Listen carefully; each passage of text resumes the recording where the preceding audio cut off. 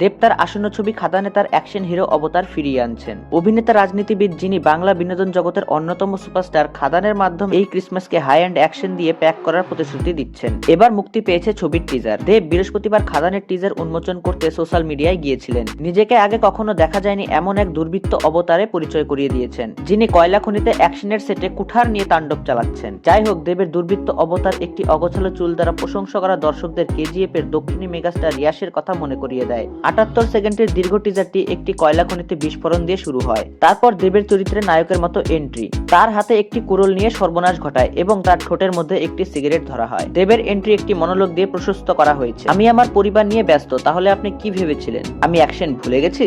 হাতে কুঠার নিয়ে দেবের জ্বলন্ত দুর্বৃত্ত আমাদের অ্যানিমেল থেকে রণবীর কাপুরের রণবিজয়ে নিয়ে যায়। দেব ছাড়াও যিশু সেনগুপ্ত টিজারে উপস্থিত হয়েছে এবং একটি বৈষ্ণব অবতারে খোলের সাথে তাকে দেখা যাচ্ছে এবং দর্শকদের আরো কৌতূহল সৃষ্টি করছে।